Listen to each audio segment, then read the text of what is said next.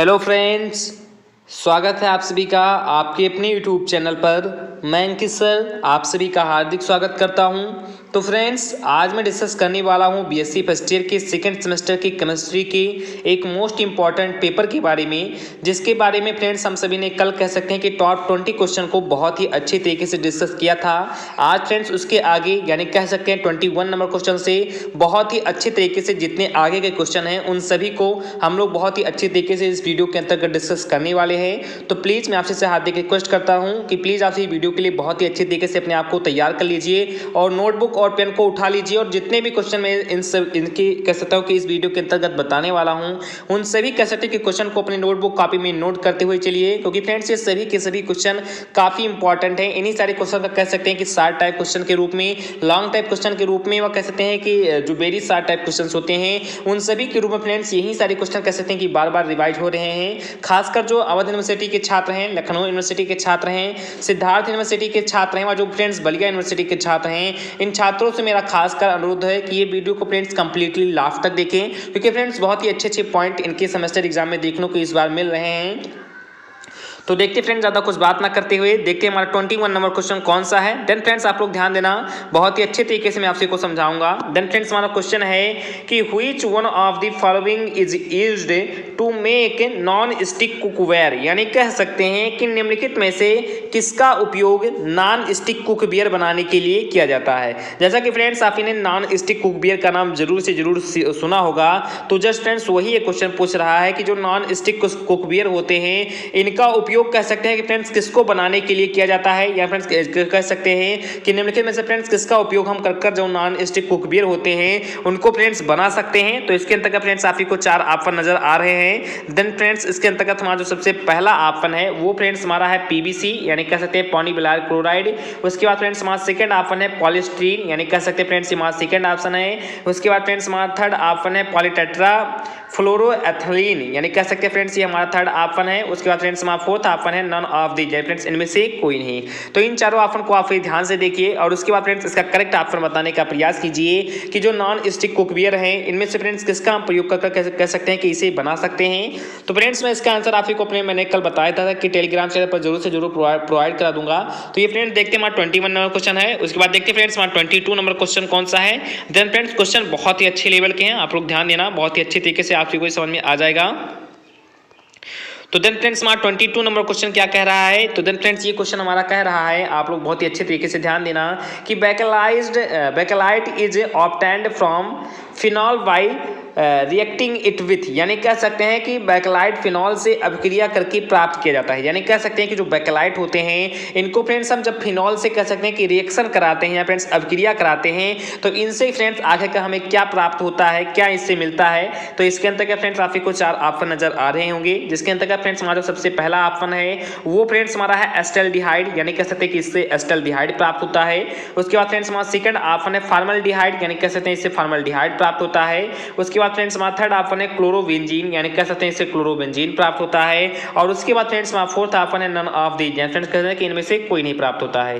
तो इन चारों ऑप्शन को काफी ध्यान से देखिए और उसके बाद फ्रेंड्स इसका जो करेक्ट ऑप्शन है उसे फ्रेंड्स बताने का प्रयास कीजिए कि जो बेकेलाइट फिनॉल होता है उससे फ्रेंड्स अभिक्रिया कर आगे फ्रेंड्स क्या इससे बनाया जा सकता है या फ्रेंड्स क्या इससे प्राप्त किया जा सकता है। तो ये फ्रेंड्स हमारा 22 नंबर क्वेश्चन हो गया। उसके बाद देखते हैं फ्रेंड्स हमारा 23 नंबर क्वेश्चन कौन सा है। देन फ्रेंड्स क्वेश्चन सारे इंपॉर्टेंट हैं, हर एक क्वेश्चन को आपसे प्रॉपर नोट करते हुए चलिए। तो देखते फ्रेंड्स हमारा 23 नंबर क्वेश्चन है कि which of the following is a synthetic polymer, यानी कह सकते हैं कि निम्नलिखित में से कौन एक सिंथेटिक बहुलक है, यानी कह सकते हैं फ्रेंड्स कि संश्लेषण वाला बहुलक है। तो इस ऑप्शन को आप या कह सकते हैं इस क्वेश्चन को बहुत ही अच्छे तरीके से देखिए कि in which of the following is synthetic polymer, यानी कह सकते हैं कि निम्नलिखित में से एक कौन कह सकते हैं कि हमारा सिंथेटिक पॉलीमर है।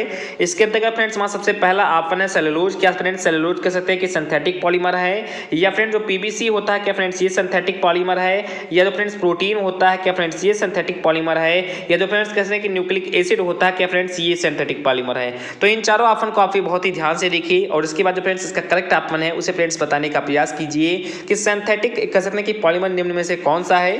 तो मैं आशा करता हूं फ्रेंड्स कि आपको हमारा 23 नंबर क्वेश्चन भी समझ में आ गया होगा। उसके बाद देखते फ्रेंड्स हमारा 24 नंबर क्वेश्चन कौन सा है और ये फ्रेंड्स क्या कह रहा है। तो आप लोग ध्यान देना, बहुत ही अच्छे लेवल के क्वेश्चन है।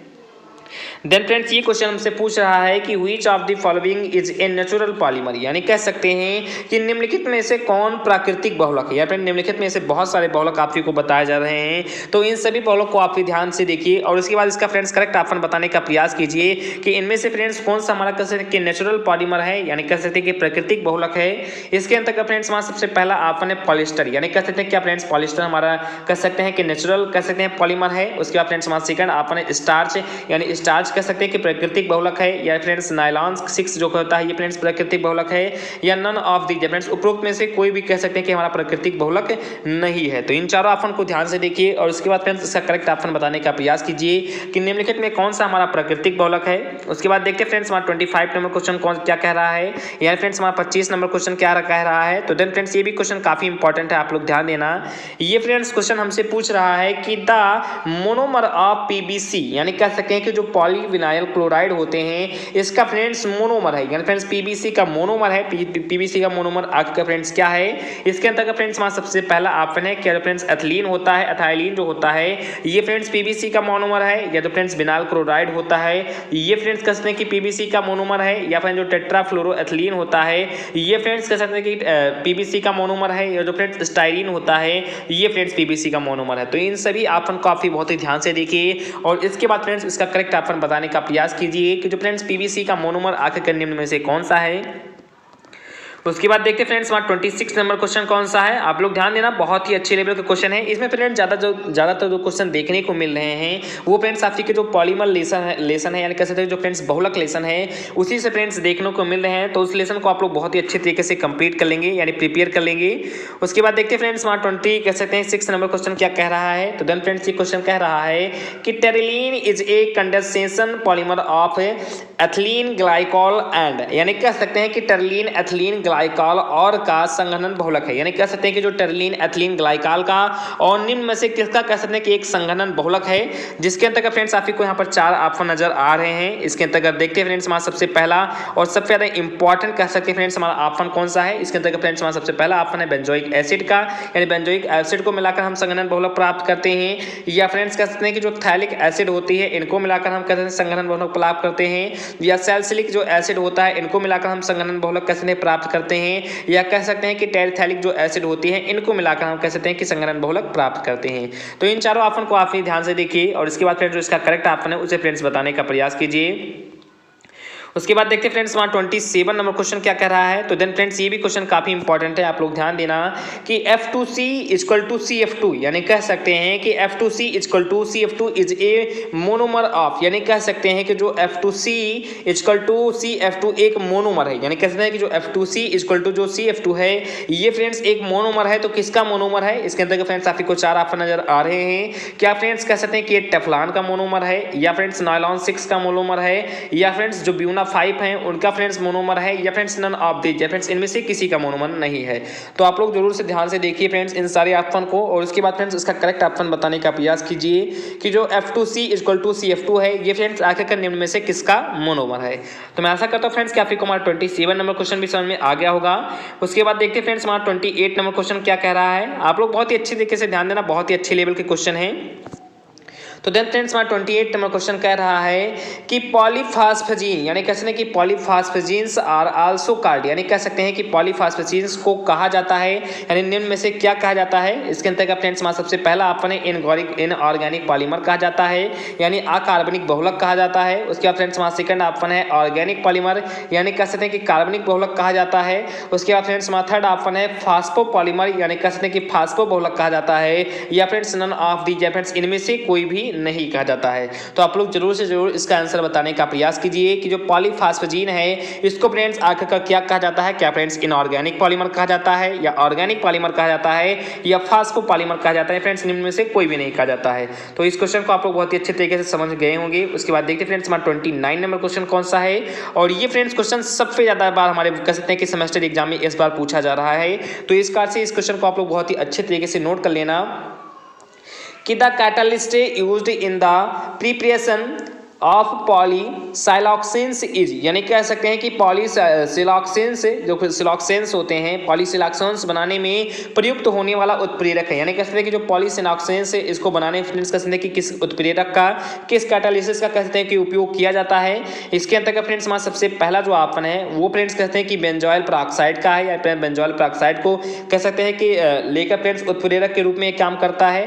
या फ्रेंड्स कहते हैं कि जो ग्रेनाड रिएजेंट होते हैं इनका फ्रेंड्स हम कहते हैं कि उपयोग करते हैं, या TiCl4 का कहते हैं फ्रेंड्स हम उत्प्रेरक का उपयोग करते हैं, या friends none of these, friends इनमें से किसी का उपयोग हम नहीं करते हैं। तो इन चारों ऑप्शन को आप ध्यान से देखिए और इसके बाद जो फ्रेंड्स इसका करेक्ट ऑप्शन है उसे फ्रेंड्स बताने का प्रयास कीजिए कि जो पॉलीसिलॉक्सेन है इसको फ्रेंड्स बनाने में किस उत्प्रेरक का, किस कैटालिसिस का कहते हैं कि प्रयोग किया जाता है। तो ये फ्रेंड्स हमारा क्वेश्चन नंबर 29 हो गया। उसके बाद देखते हैं फ्रेंड्स हमारा क्वेश्चन नंबर 30 क्या कह रहा है। देन फ्रेंड्स आप ही ध्यान देना, बहुत ही अच्छे लेवल के सारे क्वेश्चन हैं, तो इस कारण से फ्रेंड्स कोई भी क्वेश्चन मिस ना होने पाए, अच्छे तरीके से हर एक क्वेश्चन को ध्यान से देखना, क्योंकि फ्रेंड्स टाइमिंग जब तक आप किसी चीज़ को देंगे नहीं तब तक फ्रेंड्स उन सारी चीज़ों को हम लोग बहुत ही अच्छे तरीके से नहीं सीख पाएंगे। तो जितने फ्रेंड्स मैं क्वेश्चन आप ही को बता रहा हूँ आप लोग थोड़ा ध्यान से देखिए, बहुत ही अच्छे तरीके से समझने का प्रयास कीजिए, आप ही को हर हाल में समझ में आ जाएगा। या फ्रेंड्स आप ही को एक बार में वीडियो नहीं समझ में आता है तो वीडियो को आप एक बार दोबारा देखें, तिबारा देखें, चौबारा देखें, या फ्रेंड्स आपके पास ज़्यादा टाइमिंग नहीं है तो आप इसे डाउनलोड कर लें और फ्रेंड्स कहते हैं कि रात में सोते समय अगर अपने पास रखेंगे और इसे सुनेंगे ही तो काफ़ी कुछ हद तक आपको समझ में आ जाएगा। तो इसका से फ्रेंड्स ज़्यादा से ज़्यादा आप लोग ध्यान से देखें और अच्छे तरीके से एक बार में समझने का प्रयास कीजिए, क्योंकि फ्रेंड्स एक बार में समझने का आपसे प्रयास करते हैं तो इससे फ्रेंड्स आपकी जो माइंड होगी वो फ्रेंड्स थोड़ा कसने की फास्ट होगी, थोड़ा ग्रो करेगी, तो इससे फ्रेंड्स आपके लिए बहुत ही अच्छा रहेगा। तो देखिए फ्रेंड्स हमारा 30 नंबर क्वेश्चन कौन सा है। देन फ्रेंड्स हमारा 30 नंबर क्वेश्चन है कि silicones are called inorganic polymer due to the absence of in the main backbone chain, यानी कह सकते हैं कि मुख्य श्रृंखला में किसकी अनुपस्थिति के कारण सिलिकॉन को अकार्बनिक बहुलक कहा जाता है। यानी कह सकते हैं कि मुख्य जो श्रृंखला होती है इसमें किसकी अनुपस्थिति के कारण जो सिलिकॉन होते हैं उनको फ्रेंड्स अकार्बनिक कह सकते हैं कि बहुलक कहा जाता है। इसके अंतर्गत फ्रेंड्स आप ही को 4 ऑप्शन यहाँ पर नजर आ रहे हैं, जिसके अंतर्गत फ्रेंड्स आप ही को इन चारों ऑप्शन को ध्यान से देखकर उसका फ्रेंड्स करेक्ट ऑप्शन बताना है। क्या फ्रेंड्स नाइट्रोजन एटम के कारण ऐसा होता है, या फ्रेंड्स ऑक्सीजन एटम के कारण ऐसा होता है, या फ्रेंड्स कार्बन एटम के कारण ऐसा होता है, या फ्रेंड्स हाइड्रोजन एटम के कारण ऐसा होता है। तो आप लोग जरूर से जरूर इसका आंसर बताने का प्रयास कीजिए कि मुख्य श्रृंखला में इन चारों कह सकते हैं कि ऑप्शन को ध्यान से देखते हुए किसकी अनुपस्थिति के कारण सिलिकॉन को अकार्बनिक बहुलक कहा जाता है। तो मैं आशा करता हूं फ्रेंड्स कि आपको हमारा 30 नंबर क्वेश्चन भी समझ में आ गया होगा। उसके बाद देखते हैं फ्रेंड्स 31 नंबर क्वेश्चन, और फ्रेंड्स सबसे ज्यादा इंपॉर्टेंट क्वेश्चन है ये फ्रेंड्स, क्वेश्चन काफी बार इस बार के सेमेस्टर एग्जाम में पूछा जा रहा है, तो इसका से फ्रेंड्स एक काफी इंपॉर्टेंट क्वेश्चन है। एंड ये फ्रेंड्स क्वेश्चन हमारा कह रहा है कि जिगलर नट्टा कैटालिसिस, यानी कहते हैं कि जिगलर नट्टा जो कैटालिसिस होता है ये फ्रेंड्स उत्प्रेरक है। फ्रेंड्स जिगलर नट्टा उत्प्रेरक है फ्रेंड्स, इसका आगे का फ्रेंड्स क्या फार्मूला है।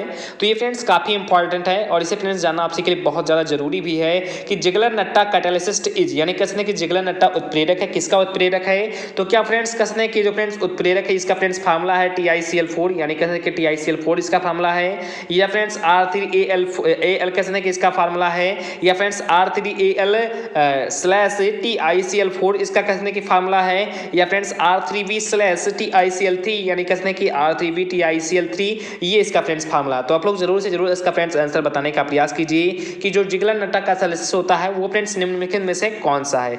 तो ये फ्रेंड्स हमारा 31 नंबर क्वेश्चन हो गया। उसके बाद देखते हैं फ्रेंड्स हमारा 32 नंबर क्वेश्चन कौन सा है, और ये भी फ्रेंड्स क्वेश्चन कहीं ना कहीं काफी इंपॉर्टेंट है, आप लोग ध्यान से देखने का, इसे समझने का प्रयास करना।